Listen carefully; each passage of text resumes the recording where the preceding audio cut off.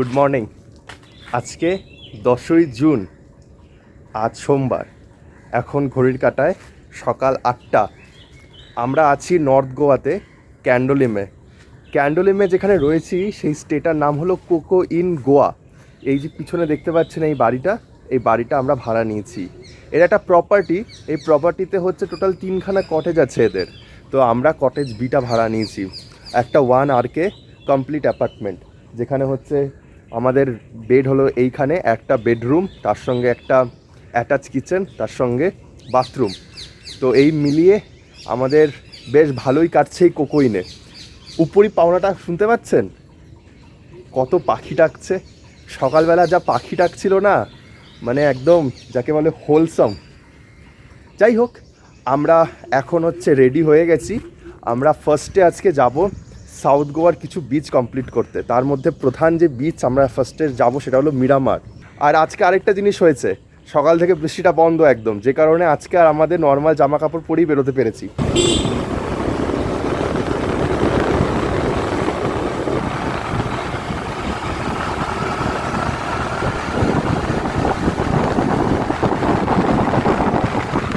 গোয়াতে ঘোরার জন্য কিন্তু আপনাদের কাছে অপশান হলো, আপনারা 2 টাকা ভাড়া নিতে পারেন, আমরা যেরকম নিয়েছি 4 ঘন্টা ভাড়া নিতে পারেন যদি আপনারা অনেকে মিলে আসেন।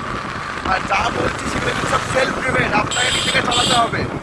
আর আপনি যদি মনে করেন আমরা অনেকে এসেছি, বাল্কে এসেছি, তাহলে এখানে কিন্তু যেরকম শাটেল টেম্পো হয় সেরকম টেম্পো ভ্যানও কিন্তু ভাড়া যায়।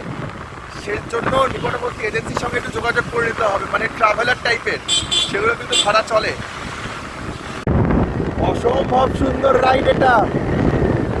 আমরা যেখানে রয়েছি ক্যান্ডোলিম থেকে মিরামার যাওয়ার পথের যে রাস্তাটা অসম্ভব সুন্দর। এখন টেম্পারেচার কিন্তু একদম সুটেবল, 22 থেকে 24 ডিগ্রি সেন্টিগ্রেড এখন, যে কারণে ঠান্ডা হাওয়া বইছে। কালকে বৃষ্টি হয়েছে, চতুর্দিক সবুজ আর সবুজ, তার মধ্যে থেকে আমরা ছুটে চলেছি। এই এক দুর্দান্ত অভিজ্ঞতা। আপনারা বিভিন্ন সময় ইউটিউবে দেখেছেন গোয়া সিরিজ শীতকালে, এবারে বর্ষাকালে গোয়া কেমন লাগে সেটা একবার দেখুন।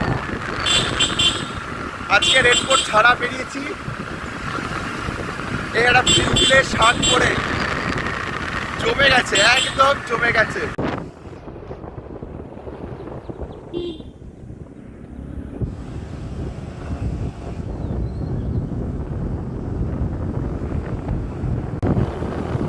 আমরা কিন্তু এই যাওয়ার জন্য এখন একটা পাহাড়ে উঠছি। এবার এই পাহাড় থেকে উঠে যেখানে নামবো সেটা হলো পাঞ্জি শহর। সেই পাঞ্জি শহর থেকে প্রায় 3 কিলোমিটারের মধ্যে কিন্তু এই মিরামার বিচ। বেশ রোমাঞ্চকর, বেশ রোমাঞ্চকর। গোয়া শহরে এরকম ভাবে এক্সপিরিয়েন্স জাস্ট হোলসাম, দারুণ দারুণ। আর শুভঙ্করকে বলতেই হবে, এত সুন্দর স্কুটি চালায়, ও মনেই হচ্ছে না প্রো রাইডার।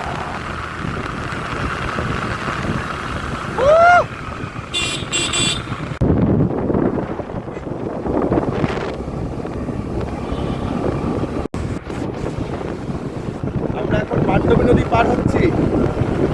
এই মান্ডবী নদী কিন্তু গোয়ার একটা অন্যতম বড় নদী। এবার আমরা যেখানে ঢুকছি হলো পাঞ্জি শহর, যেটা হচ্ছে গোয়ার ক্যাপিটাল।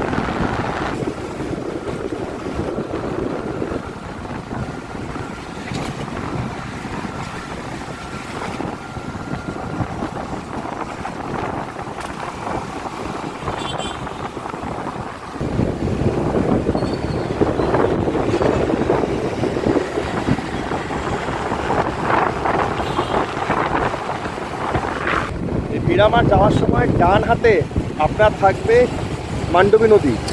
এই মান্ডবী নদীকে কিন্তু আপনাকে ডান হাতে নিয়ে যেতে হবে।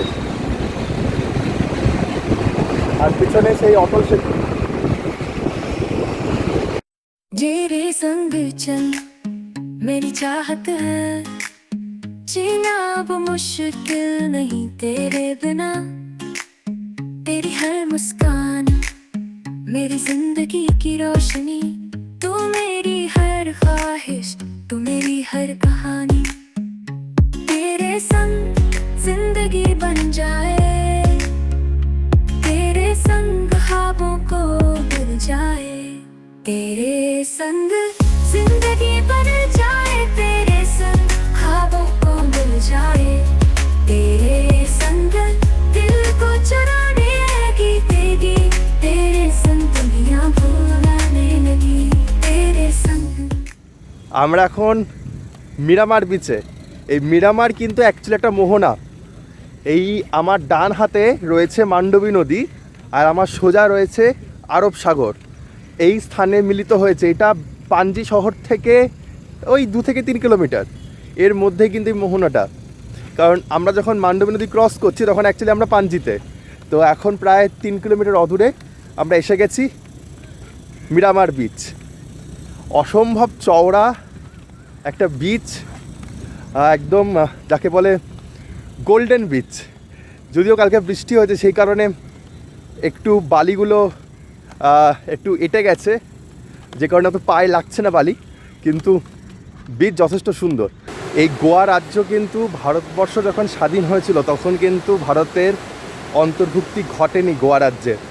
গোয়া প্রায় 1960 সাল অবধি পর্তুগিজদের শাসনে ছিল। যখন ব্রিটিশ আমল তখনও কিন্তু গোয়া পর্তুগিজদের আন্ডারেই, যে কারণে পর্তুগিজ যে নিদর্শন বাড়িঘরের যে ছোঁয়া সেগুলো কিন্তু আপনারা পাঞ্জি শহরে পরিলক্ষিত করতে পারবেন। আমি কিছু জায়গার ছবি নিয়েছি বাড়িঘর, দেখবেন অনেকটা সেই পর্তুগিজদের বাড়ির স্টাইলেই তৈরি করা।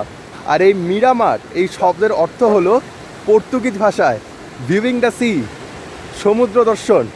একদমই আদপেই তাই, সমুদ্র দর্শন। দুর্দান্ত জায়গা এটা। এই পাশে হচ্ছে মান্ডবী নদী, এই পাশ থেকে বয়ে আসছে মান্ডবী নদী, আর এই পাশ থেকে বয়ে আসছে হলো আরব সাগর। এখানেই মিলেছে। আর 2 থেকে 3 কিলোমিটার অদূরে হলো পাঞ্জি শহর। অসম্ভব সুন্দর এই জায়গাটা, অসম্ভব সুন্দর। চওড়া বিচ, যেটা আমি বারবার বলছি এত আনন্দের কারণ। যদিও এখন বর্ষাকাল, কোনো সি সাইড অ্যাক্টিভিটি এখন হচ্ছে না। 2-3টে স্পিডবোট রাখা রয়েছে, কিন্তু চলবে না, কারণ এখন মনসুন, যে কারণে সমুদ্র উত্তাল, বেশ উত্তাল, যে কারণে এখন এইগুলো অ্যালাউ নয়। আবার পরবর্তীকালে যখন রেড অ্যালার্ট চলে যাবে তারপরে আবার এগুলো হবে। তো আমাদের ভাগ্যে এইবারে নেই, পরের বার আসলে নিশ্চয়ই আমরা সেই সমস্ত অ্যাক্টিভিটি করার চেষ্টা করব এবং আপনাদের সঙ্গে তুলে ধরার চেষ্টা করব অভিজ্ঞতাগুলো।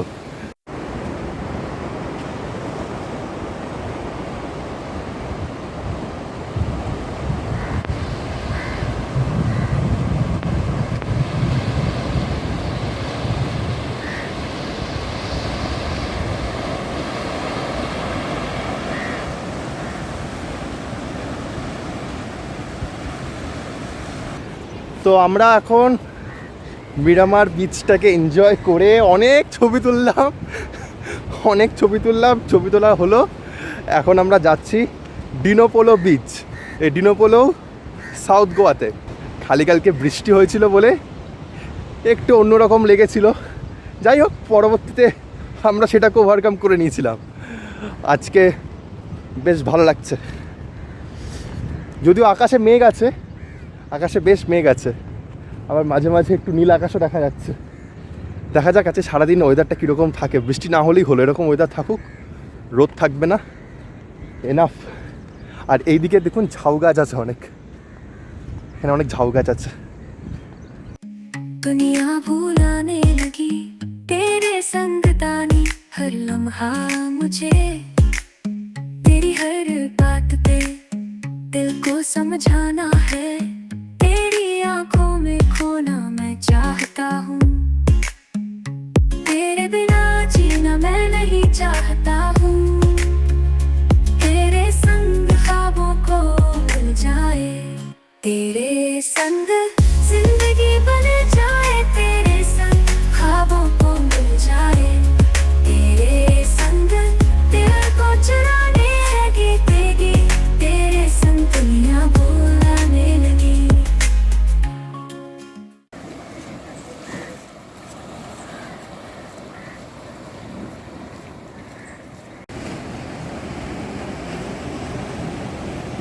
ভিডিওটা করুন।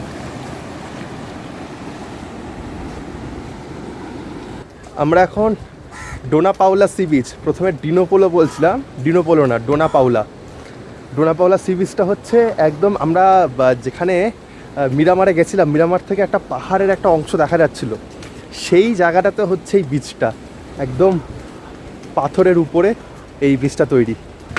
আমরা এই ডোনা পাওলা বিচের একদম এখানে একটা ভিউ পয়েন্ট করা রয়েছে, সেই ভিউ পয়েন্ট থেকে উপরের সমুদ্রটা খুব সুন্দরভাবে দেখা যায়। এবার সেখানে যাচ্ছি, একটু উঠতে হবে আপনাদেরকে, কিছু সিঁড়ি আছে। একটা কথা একটু মাথায় রাখতে হবে, গোয়া যখন আসবেন, আপনার বয়স যতই হোক, আপনার কিন্তু তরুণ থাকতে হবে। যদি শরীরে তারুণ্য চলে যায়, তাহলে কিন্তু গোয়া আপনার জন্য নয়। তারুণ্যকে ফিরিয়ে আনার নাম গোয়া।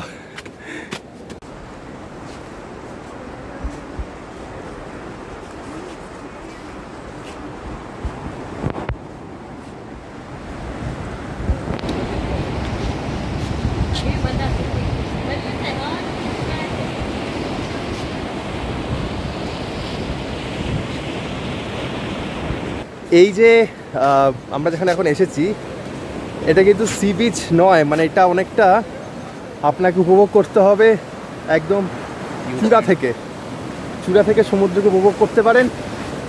বলতে গেলে 270 ডিগ্রিও বেশি, 300 ডিগ্রির ভিউতে আপনারা পুরো সমুদ্রকে উপভোগ করতে পারেন। এদিকে সমুদ্র, এদিকে সমুদ্র, ওদিকে সমুদ্র। পিছনে একটা বন্দর আছে, দেখতে পাওয়া যাচ্ছে বন্দরটা।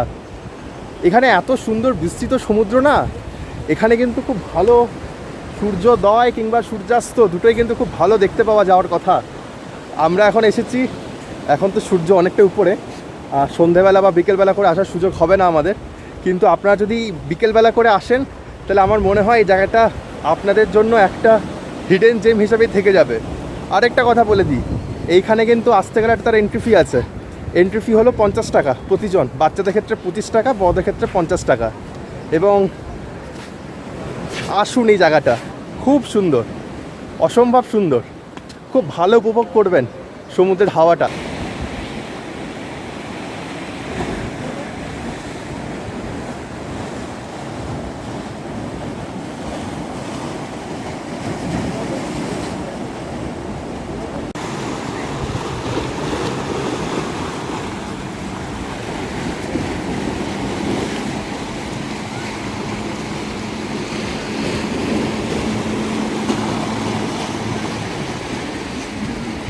আমরা আজকে সকালবেলা কিছু ব্রেকফাস্ট করিনি, তো এখন সবার প্রথমে একটু ব্রেকফাস্ট করে নিয়ে আমরা সকাল থেকে অনেকটাই ঘুরলাম, প্রায় 30 কিলোমিটার এসেছি সাউথে।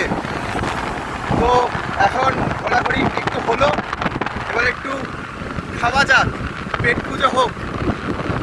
তারপরে এখন হোটেল যাব, হোটেল গিয়ে আবার নর্থ গোয়া যাব, সাউথ গোয়া আবার কালকে আসবো। আজকের মতন সাউথ গোয়া এইটুকুনি।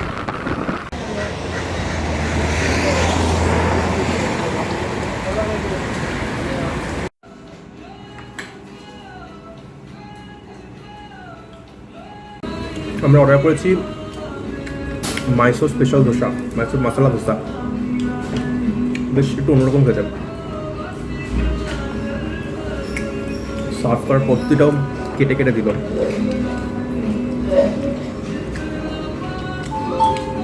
ভিতরে গাজর দিয়ে বেশিটা করা, এমনিগুলোতে যেমন আলু বেশি থাকে, এটাতে গাজর বেশি আছে, খেতে ভালো।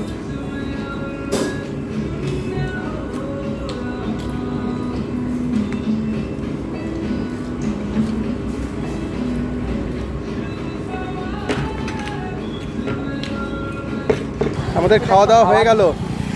এখন আমরা ভেবেছিলাম হোটেল চলে যাব, তো হোটেল যাওয়ার পথে একটা ভিউ পয়েন্ট আছে, একটা ফোর্টের মতন করা রয়েছে। কালকে আমরা গেছিলাম আগুয়ারা ফোর্ট, তো আগুয়ারা ফোর্টের ঠিক উল্টো দিকে আছে এই রাস্তাটা, সিনকোরিয়াম। তো সেই সিনকোরিয়ামে হচ্ছে এখন যাব, তারপর ওখান থেকে আমাদের হোটেল আর বেশিক্ষণ না, 10 মিনিট, ক্যান্ডোলিমের ঠিক কাছেই। তো আমরা ওখানে আগে যাই, সেখান থেকে হোটেল চলে যাব। Goa Goa Goa Goa Goa. Just a reminder of you. Every word I read tells story so true. We were once in harmony, a symphony divine. But now we're separate tracks, out of sync in time. Love was a melody we played in perfect keys. Now it's a discord, a symphony of displease. Every sad note a reminder of your face. In this hardstyle love song, there's no happy embrace. Broken dreams, shattered heart, whiskey on the floor, melodies of heartbreak echoing through the door. Lost love, empty nights, silence in the air. Every note I sing, a cry of pain I share.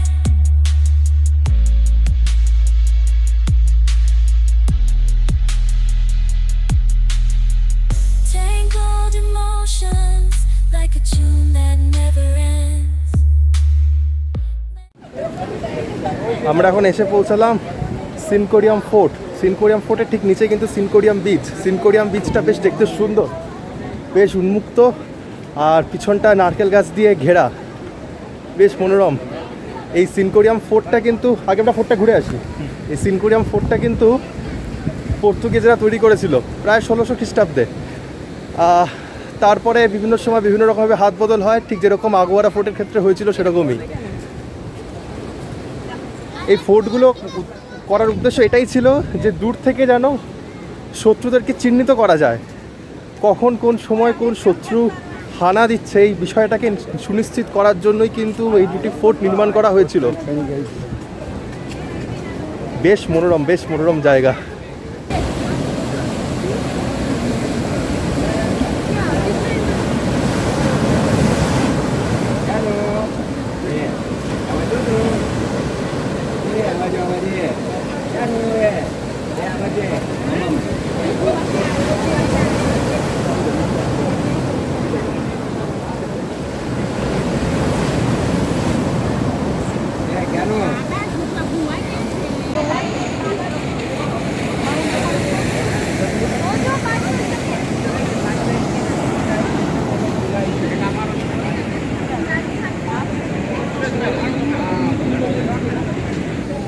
এখান থেকে কিন্তু খুব সুন্দর সূর্যাস্ত উপভোগ করতে পারবেন।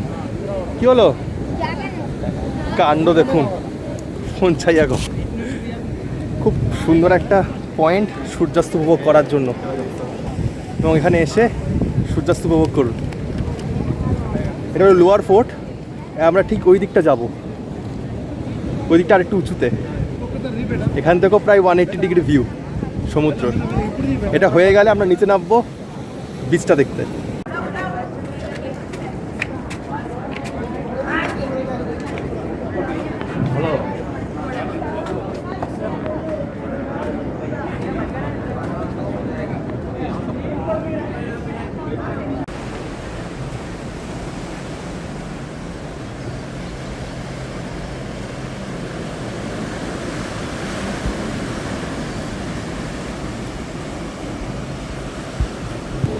আর বৃষ্টির দেখা নেই, এবার সূর্যি মামার দেখা শুরু। এবার বেশ ভালো রকমের গরম লাগছে এখানে, বেশ গরম, সূর্যের তেজ যথেষ্ট, তাও একটু অল্প স্বল্প হাওয়া চলছে বলে তাও রক্ষা। আর এই পাশটা হলো প্রাইভেট প্রপার্টি, একদম পাশ দিয়ে এখন আমরা উপর দিকে উঠছি আবার ফোর্টে। বেশি গরম না পড়লে ভালো ঘোরা যাবে। সকালবেলা যে ওয়েদারটা ছিল সেই ওয়েদারটা যদি থাকে তাহলে কিন্তু বেশ মনোরম। এটাও মন্দ না, কিন্তু ভয় একটাই, এই রোদ যদি থেকে যায় 2 ঘন্টা জ্বালিয়ে দেবে পুরো।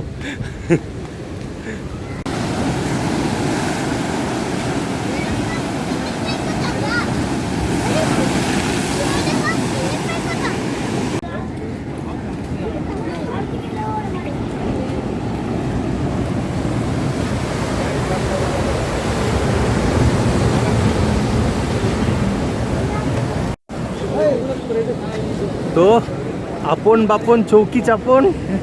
কেমন লাগলো? দারুণ দারুণ। এনজয় হচ্ছে? বৃষ্টি হালকা হালকা আছে তো সেই জন্য মানে ছিল, এখন আর নেই, ঠান্ডা ঠান্ডা হয়ে যায়, ভালোই লাগে। আর এক্সপেরিয়েন্স ফোর্ট আর সাথে বিচও আছে এখানে, সুন্দর জায়গা। হ্যাঁ, এখনো অবধি আমরা এই ফোর্টটা ঘুরলাম, এরপরে হচ্ছে আমরা বিচে যাব। এই নামার সময় বিচটা দেখে যাব। ওই যে ওই পিছনের বিচটা হলো সেনকোরিয়াম বিচ, বেশ সুন্দর বেশ সুন্দর। কালকে আগোয়ারা ফোর্টটা ঘুরেছিলাম, কিন্তু আগোয়ারা ফোর্টটা আরেকদিন যাবো, কারণ ভিডিও তো তোলা হয়নি আগোয়ারা ফোর্টটা কালকে গেছিলাম, বাট ভিডিও তুলতে পারিনি কারণ এত বৃষ্টি হচ্ছিল। আজকাল এখন সময় নেই, আমরা আরেকটা দিন যাব, মানে কালকে যাব, কথা দিলাম, চেষ্টা করব যাওয়ার। কালকে অনেক কিছু যাওয়ার আছে, বিশেষ করে সাউথ গোয়া এখান থেকে কালকে কম করেও 60 কিলোমিটার যেতে হবে এখান থেকে। তো তারপরে আর কতটা এনার্জি থাকে সেটাও বিষয়, যদি থাকে তাহলে নিশ্চয়ই একবার আপনাদেরকে আগোয়ারা ফোর্টটা ঘুরে দেখাবো। এই ফোর্ট থেকে কিন্তু নেমেই একটা সিঁড়ি নেমে যাচ্ছে নিচের দিকে, এটা কিন্তু বিচের দিকে আসছে। দেখাচ্ছি আপনাদেরকে, পাথুরে পথ এই জায়গাটা, সাবধানে পেরোতে হবে।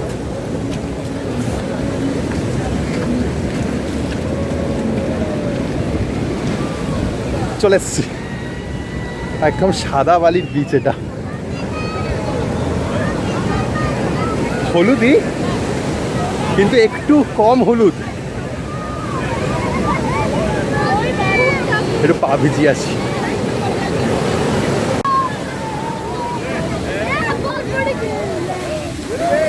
এ ভাই ভাই,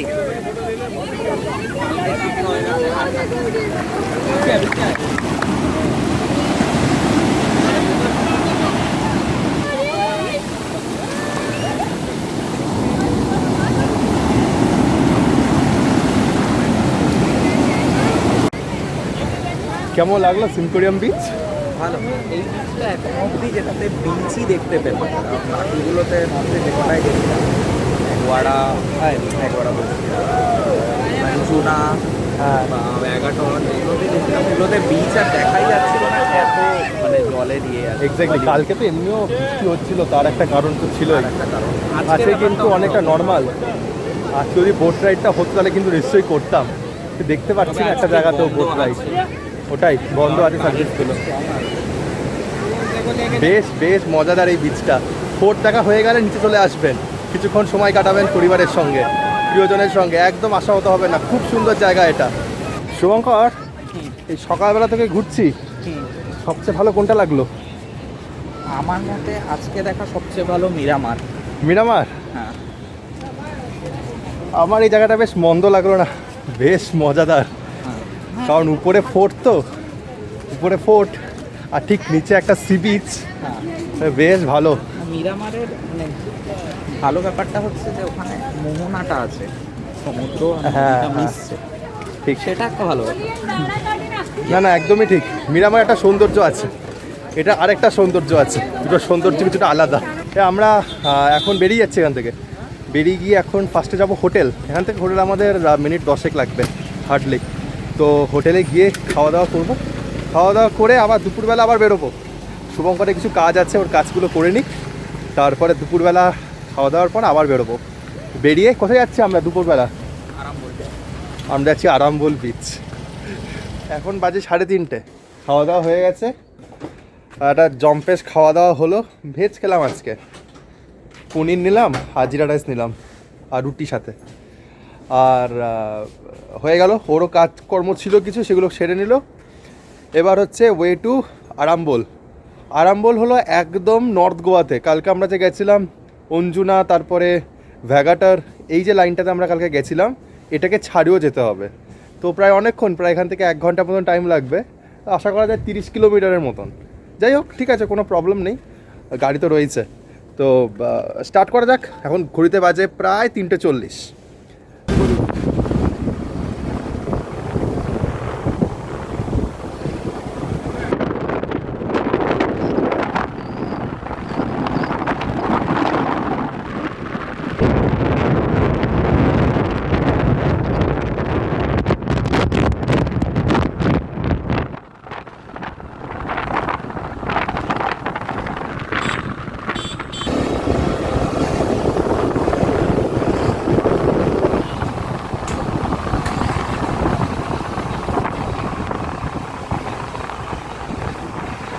আকাশের বুক আবার ভার, না ঢাললেই মঙ্গল।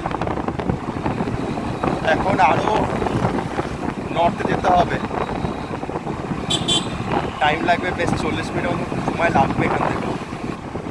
কিন্তু হ্যাঁ, আজকে কিন্তু রাস্তায় ট্রাফিক আছে, আর ট্রাফিক আছে সেই কারণে ট্রাফিক পুলিশও রয়েছে এবং তারা ধরপাকড় করছে রীতিমতন। রেন্টেড কার, সেটা বাইক বা স্কুটি যাই বলুন না কেন, বেশ রকমের ধরছে। কিন্তু যেহেতু আমাদের কাছে সমস্ত ডকুমেন্ট আছে, ওর লাইসেন্স আছে, দুজনের মাথায় হেলমেট আছে, আর কি চাই, আমাদেরকে দাঁড় করায়নি, কিন্তু রাস্তায় দাঁড় করাচ্ছে।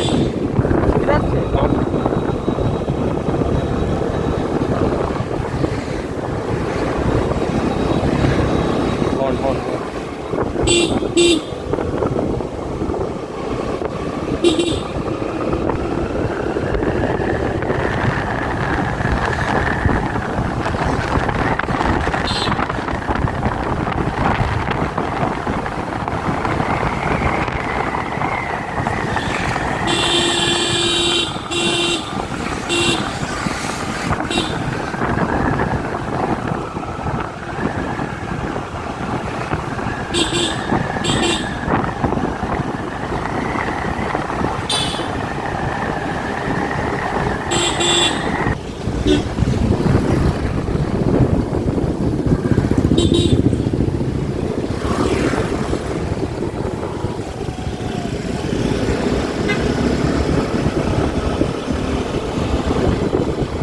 এবার আমরা ছাপড়া নদী পেরোবো।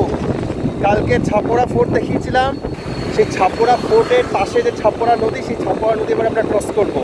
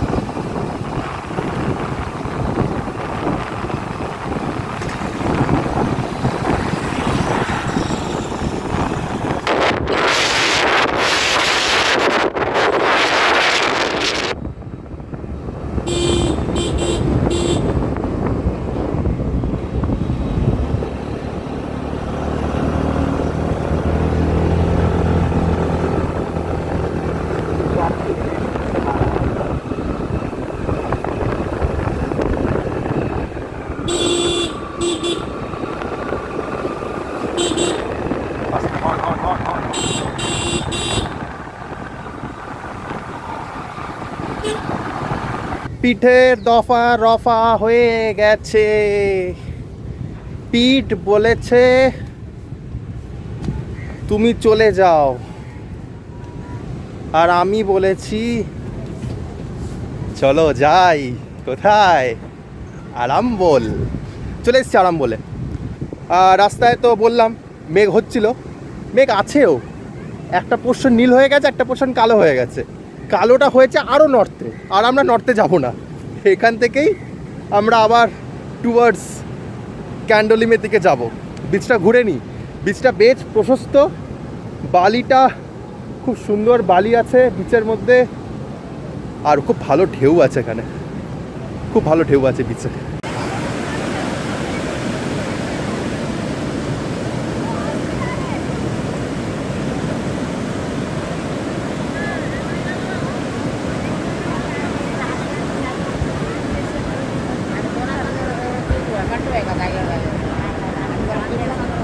আরামবোলের বিচ কিন্তু বেশ স্নান উপযোগী বিচ, বেশ চওড়া বিচ, যেরকম পুরীতে সি বিচ আছে ঠিক সেরকম, বেশ চওড়া, বেশ ফ্ল্যাট। আর এখানে অনেকে এখন স্নানও করছে, এখন ঘড়িতে বাজে 4:30, তো বেশ মনোরম। আমরা এই টাইমটাকে চুজ করেছিলাম অনেক কিছু বিপক্ষে গিয়ে, কালকের দিন আমাদেরকে দেখিয়ে দিয়েছিল সেই যত প্রতিকূল হওয়া যায়, কিন্তু আজকে কিন্তু পরিবেশ আমাদের পক্ষে অনুকূল, সব কিছুই অনুকূল। সকাল থেকে খুব সুন্দর ওয়েদার ছিল, আজকে দিনের শেষেও খুব ভালো ওয়েদার। আশা করা যায় কালকেও এরকম ওয়েদার থাকবে, কারণ কালকে আমরা যাব সাউথ গোয়া। নর্থ গোয়া মোটামুটি আশা করি তাহলে শেষ করে ফেললাম, যতগুলো বিচ ছিল, আমরা কভার করেছি, যতগুলো পপুলার বিচেস ছিল সব কটা আমরা কমপ্লিট করে ফেলেছি। সব কটা বিচই খুব ভালো। কালকে যদিও জলের কালার রুক্ষতা একটু বেশি ছিল, ঠিক আছে কই নেই, আজকে অনেকটা ভালো লাগছে।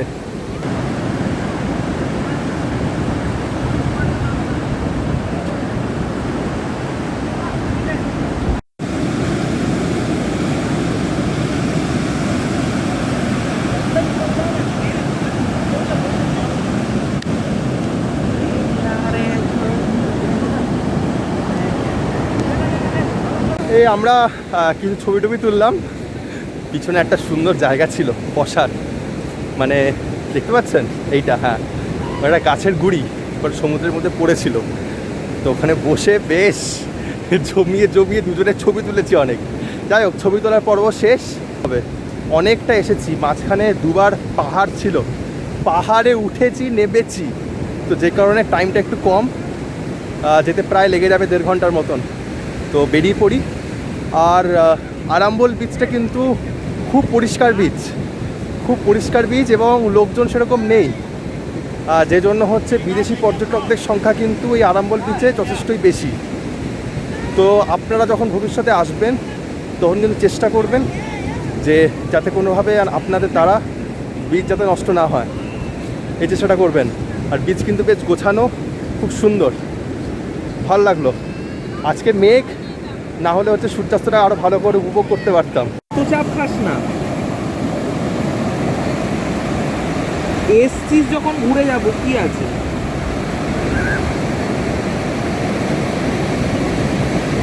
আবার ওখানে চলতে হবে, এখানে এখানে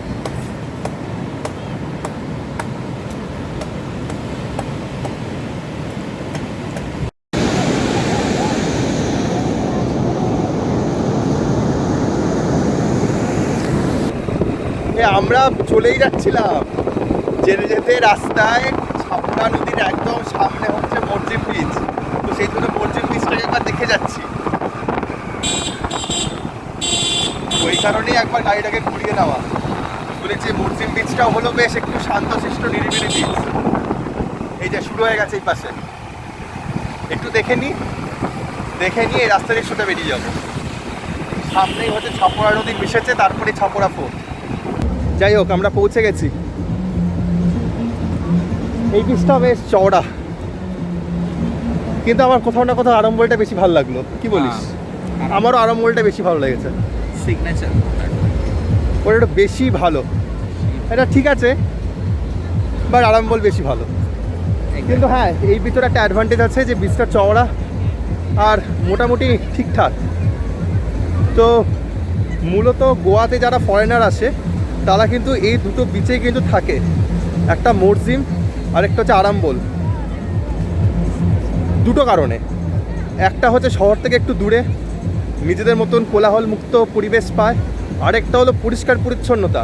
এই বিচটা আমি দেখছি, বিচের মধ্যে কিন্তু কোনো রকমের প্লাস্টিক, কোনো রকমের কোনো নোংরা আবর্জনা কিন্তু নেই, বিচটা কিন্তু যথেষ্ট পরিষ্কার। তো এইগুলো কিন্তু আমাদের বাকি বিচগুলোতেও যদি আমরা এরকমভাবে করতে পারি, চালাতে পারি, তাহলে আমাদের মনে হয় আমাদের দেশে বিদেশি পর্যটকদের সংখ্যা কিন্তু ক্রমশ বাড়তেই থাকবে।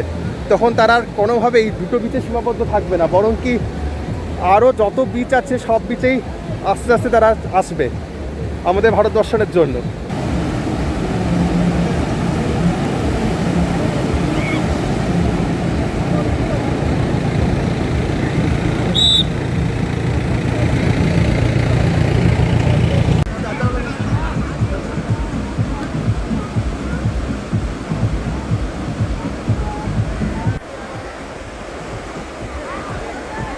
আমাদের সফরনামা আজকে এখানেই শেষ, এবার আমরা হোটেল ফিরে যাচ্ছি।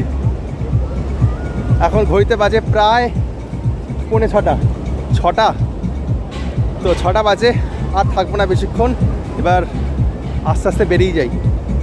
কালকে যাব সাউথ গোয়া, আর সাউথ গোয়া আজকে 2-3টে জায়গা দেখে নিয়েছি, কালকে আরও এক্সট্রিম সাউথে যাব। ঠিক আজকে যেরকম এক্সট্রিম নর্থে আসলাম, ঠিক কালকে ওরকম এক্সট্রিম সাউথে যাব, যে কারণে কালকে আরও সকালে উঠতে হবে।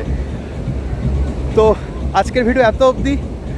ভিডিওটা কেমন লাগলো অবশ্যই আমাকে জানাবেন। যাই হোক, আমরা খুব ভালো ঘুরলাম, খুব এনজয় করলাম। কালকে সাউথ গোয়াটা খুব ভালো করে ঘুরি, তাহলে আমরা গোয়াটাকে খুব সুন্দর করে পরিসমাপ্তি ঘটাতে পারবো।